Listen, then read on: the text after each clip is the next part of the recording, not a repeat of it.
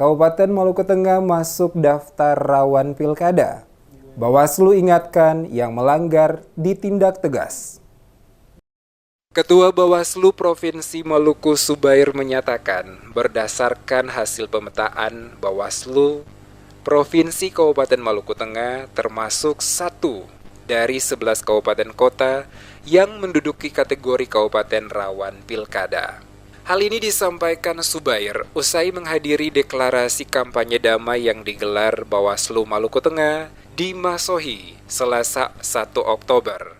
Berdasarkan pemetaan Bawaslu selain Maluku Tengah, Kabupaten Maluku Tenggara dan Seram bagian timur masuk dalam variabel indikator daerah rawan pilkada. Subair menyebutkan dengan dominan jumlah pemilih terbesar lebih dari 300 pemilih, membuat Kabupaten julukan Pamahan Nusa itu menjadi kabupaten paling rawan pilkada.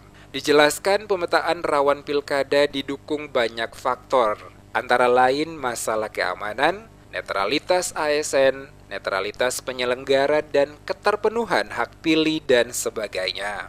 Dengan tingginya potensi kerawanan pilkada di Malteng, Subair menegaskan Bawaslu tidak akan segan-segan memberikan sanksi kepada siapapun yang melakukan politik uang, baik dari pasangan calon ataupun partai politik. Subair mengakui potensi rawan terjadinya praktik politik uang kerap terjadi pada masa tenang.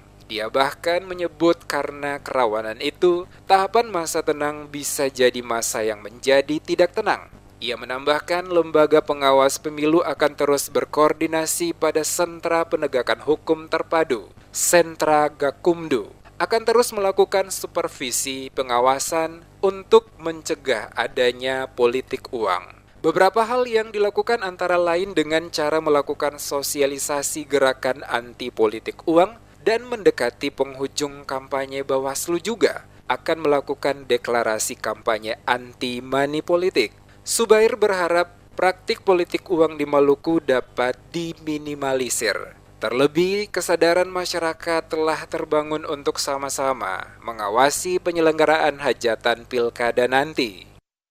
Dari pemetaan kerawanan yang kita susun, 11 kabupaten kota memang Maluku Tengah yang paling rawan. Dari semua aspek ya, mulai dari konflik tadi, konflik horizontal, kemudian mungkin yang menjadi fokus kami adalah soal netralitas ASN dan kepala desa. Dan karena itu kemudian ya kita akan lebih fokus pengawasan di daerah Maluku. Mungkin karena daerah Maluku Tengah ini termasuk kabupaten yang terbesar ya, jumlah pemilih terbesar.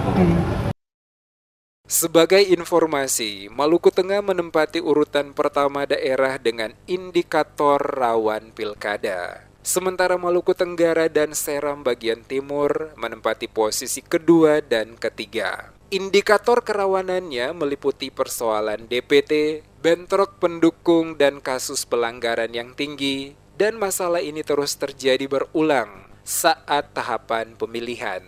Kabupaten dengan kategori rawan sedang yaitu Kabupaten Maluku Barat Daya dan Kota Tual, dan yang terakhir, Seram bagian barat.